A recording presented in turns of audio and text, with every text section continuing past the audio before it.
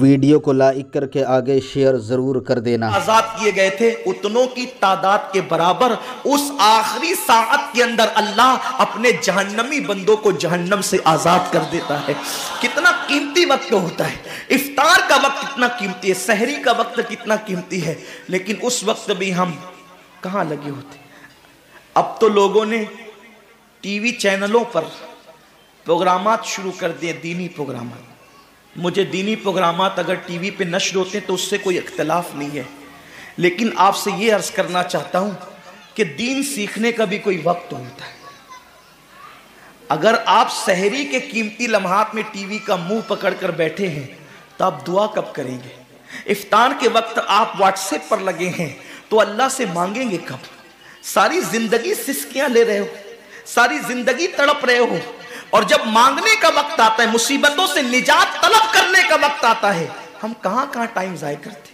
हजरत सैयदा उम्मे हानी रदी अल्लाह ताला अन्हा फरमाती हैं कि मैंने अपने करीम आका सल्लल्लाहु अलैहि वसल्लम से सुना, अल्लाह के रसूल सल्लल्लाहु अलैहि वसल्लम ने फरमाया, उस वक्त तक मेरी उम्मत जलील नहीं होगी, उस वक्त तक मेरी उम्मत रुसवा नहीं होगी जब तक वो माह रमजान का एहतराम करती रहेगी।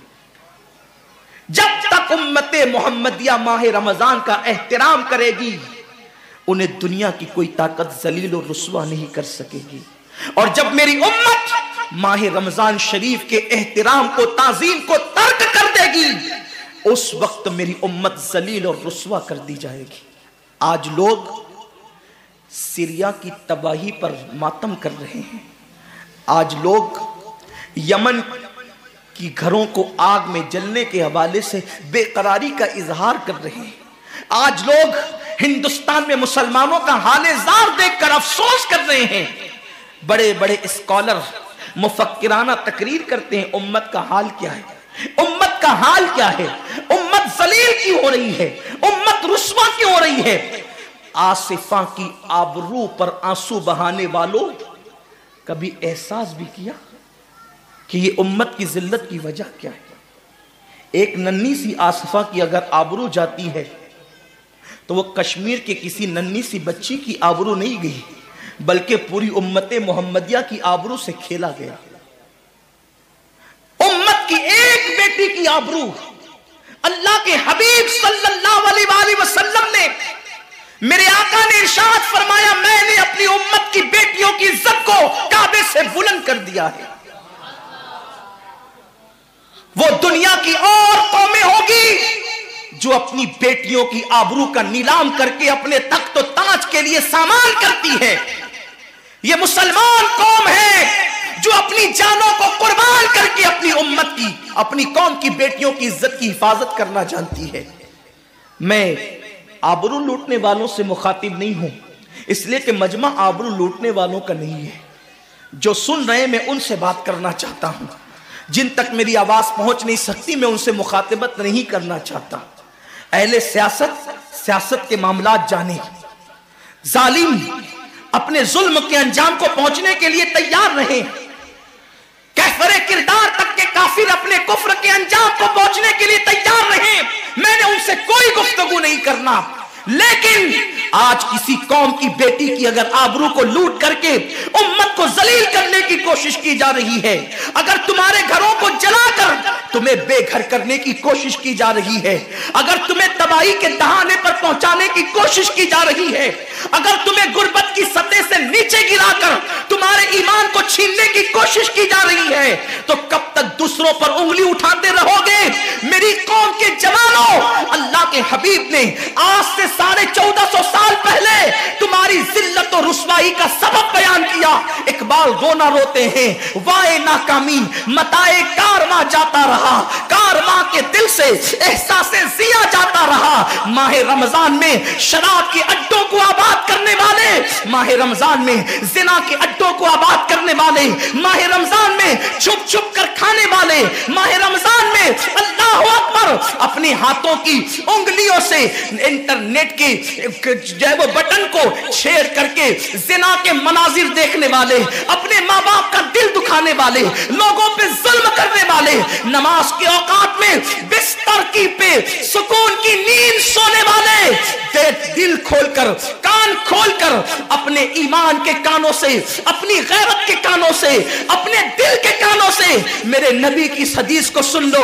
अल्लाह के हबीब सल्लल्लाहु अलैहि वसल्लम फरमाते हैं, मेरी उम्मत को उस वक्त तक कोई रुस्वा नहीं कर सकेगा, मेरी उम्मत को उस वक्त तक कोई जलील नहीं कर सकेगा जब तक उम्मत माह रमजान शरीफ का एहतराम करती रहेगी। हजरत उम्मे हानी ने पूछा, या रसूल अल्लाह, माह रमजान शरीफ का एहतराम करना क्या है और रमजान शरीफ का हक ज़ाय करना क्या है? आका फरमाते हैं, जो रमजान शरीफ में भी कबीरा गुनाहों में मुब्तला होते हैं वो रमजान शरीफ के हक को ज़ाय करते हैं, और जो रमजान शरीफ के हक को ज़ाय कर दे फिर उस वक्त उम्मत को जिल्लत और रुसवाई से दुनिया की कोई ताकत बचा नहीं सकती। आज माह रमजान शरीफ का एहतराम क्या हो रहा है? कल तक के मुसलमान और दिनों में गुनाह करते थे, लेकिन रमजान शरीफ आता था तो कम से कम फिल्में लोग देखना बंद कर देते थे, दाढ़ियां मुंडाना बंद कर देते थे, मस्जिदों को आबाद करना शुरू कर देते थे। अब तो लोग किस कदर बेबाक हो गए, किस कदर निडर हो गए कि रमजान शरीफ में भी लोग अपने आप को गुनाहों से नहीं रोकते, बल्कि मेरी कौम का जवान बड़े धड़ल्ले से कहता है, यार अपने से रोज़ा नहीं रखा जाता इसलिए कि हमें तो गुटखे की आदत है, हमें तो पान की आदत है, हमें तो सिगरेट की आदत है। शर्म करो, शर्म करो। नबी के नाम पे जान कुर्बान करने की बात करने वालों, जो नबी के नाम पर 12-16 घंटे भूखे और प्यासे न रह सके, वो नबी के नाम पे जान क्या कुर्बान कर सकते? और जब से तुमने एहतराम रमजानुल मुबारक तर्क कर दिया, तुम्हारी आबरू को लोगों ने खेल बना लिया, और अब तो लोगों को एहसास से गुनाह भी नहीं रहा, एहसास से जुर्म भी नहीं रहा। गुनाह के साथ अगर एहसास से गुनाह इंसान की जिंदगी में है तो इंसान अपने आप को गुनाहों से बचा लेता है, लेकिन अब हमारे अंदर एहसास से गुनाह नहीं। अब तो हम गुनाह को हुनर समझते हैं, अब तो हम गुनाहों को फैशन समझते हैं। एहसास से गुनाह क्या है? अगर इंसान गुनहगार हो और एहसास से गुनाह भी हो तो वो एक न एक दिन सुधर जाता है, वो एक न एक दिन संवर जाता है। हमारे पास एहसास से गुनाह खत्म हो गया।